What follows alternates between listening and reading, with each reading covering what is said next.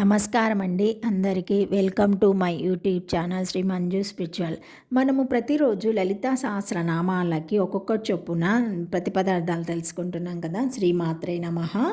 ఈరోజు 207 ప్రతిపదార్థం తెలుసుకుందాము. మనోన్మాని పద విభజన మన్ ఉత్ మని మనోన్మాని. ప్రతిపదార్థం మనన స్థితిలో ఉత్ మేల్కొంచిన మని మననము చేయబడినట్టి ఆమె. భ్రూమధ్యము ఆజ్ఞాచక్రము నుండి శిరస్సు ఉపరితలం మీదుగా అంటే నుదుటి మీదుగా పైకి మధ్య పాపిడి త్రోవలో పోతూ ఉంటే వచ్చేదాని మాడు అంటాము. ఇక్కడే బ్రహ్మరంధ్రం ఉంటుంది. ఈ బ్రహ్మరంధ్రానికి క్రిందుగా ఉండే స్థానాన్ని మనోన్మాని అంటారు. ఉన్మాన స్థితి దీని రుద్రవక్త్రం అంటే రుద్రుని యొక్క నోరు అని కూడా అంటారు. ప్రపంచికమైన మనసు లయమయ్యే ప్రదేశం ఇది. అందుకే దీని మనోలయ స్థానం అంటారు. ఇది శివశక్తైక్య స్థితిని సూచించే ప్రదేశం. ఏ శక్తి అన్నిటికీ కారణమని చెప్పబడుతున్నదో దానికి పైననే మనోన్మాని స్థానం ఉన్నది. అక్కడ కాలము, కళ, తత్వము, దేవత మొదలైనవి ఏమీ ఉండవు. ఆ స్థానము పరము, శుద్ధము, మోక్షము అని అంటారు. అది నిర్వికల్పము, నిరంజనము. రుద్ర సూక్తంలో మనోన్మాన ప్రసక్తి వస్తుంది.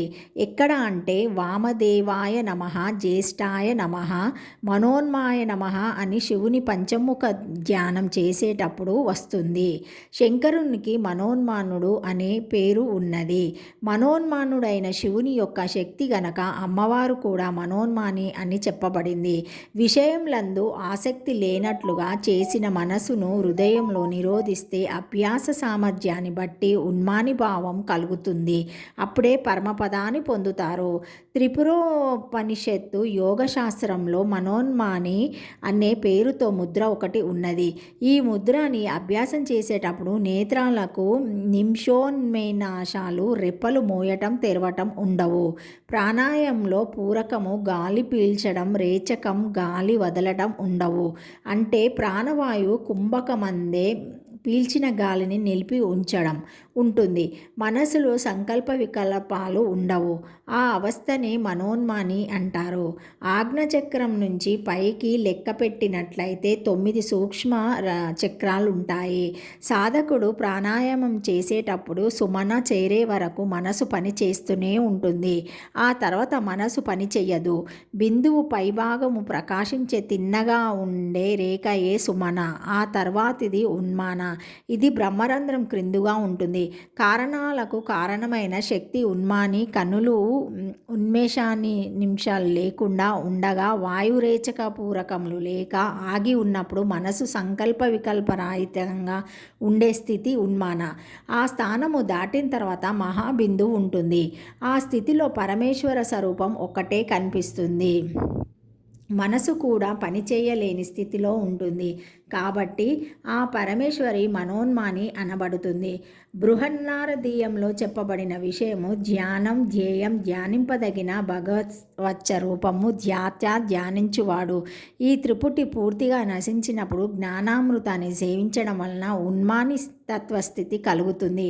మనసును ఉత్కాష్ట జ్ఞానంతో కూడిన వానిగా చేస్తున్నది కనుక అమ్మవారిని మనోన్మాని అంటారు.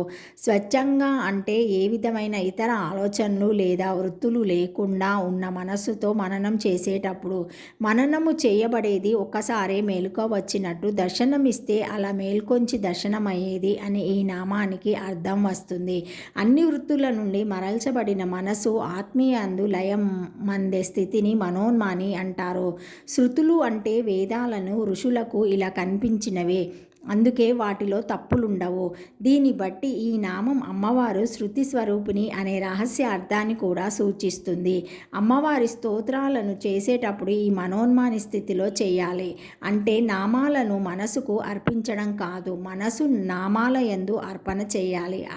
అర్థం మనోన్మాని స్థితిని గురించి ఈ క్రింది విధంగా చెబుతారు. నిరాస్త విషయ సంజం సన్నిరుద్ధం మనోవృధి యథాత్మాని భావం తదా తత్పర. మం పదం సంకల్ప వికల్పాలు లేని, అంటే ఏ విధమైన విషయవాసనాలు అంటని మనసు, మూసి మూయని కనురెప్పలతో గాలి పీల్చని శ్వాసక్రియలో ఉన్న యోగ సాధకుని స్థితిని మనోన్మాని ముద్రస్థితి అంటారు. మనసు సర్వబంధాల నుండి విడిపోయినప్పుడు మనోన్మాని యందు స్థిరమవుతుంది. ఇది అద్భుత స్థితిని పొందుతుంది. అట్టి స్థితిలో శ్రీదేవిని ధ్యానిస్తే జ్ఞానామృతం సిద్ధిస్తుంది. ఆజాప మంత్రాన్ని సోహం ఉచ్ఛ్వాస నిశ్వాసాలతో సంధించిన క్రమంలో మనసు బ్రహ్మభావంతో స్థిరమవుతుంది, అంటే మనోన్మాని యందు స్థిరమవుతుంది. ఇది భగవద్గీతలో శ్రీకృష్ణ పరమాత్మ చెప్పిన యజ్ఞాలలో ప్రాణామాయ యజ్ఞం. ఈ స్థితిని పొందినవాడు, బ్రహ్మభావం కలిగినవాడు అతి తక్కువ కాలంలో ముక్తిని పొందుతాడు, అంటే మృత్యువును జయిస్తాడు.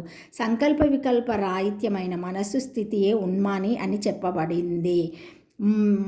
మనన స్థితి రాగా దాని నుండి మేల్కొంచిన మననము చెయ్యబడినటువంటి దేవి శృతి స్వరూపిణి మనోన్మాని ముద్రరూపిణి మనసును ఉత్కాష్ట జ్ఞానంతో కూడిన వాణ్ణిగా చేయున్నది మనోన్మాని అని ఈ నామానికి అర్థాలు.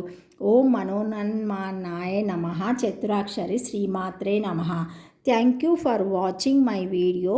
Please like, share, comment, subscribe to my channel. మరిన్ని వీడియోస్తో మళ్ళీ కలుస్తానండి.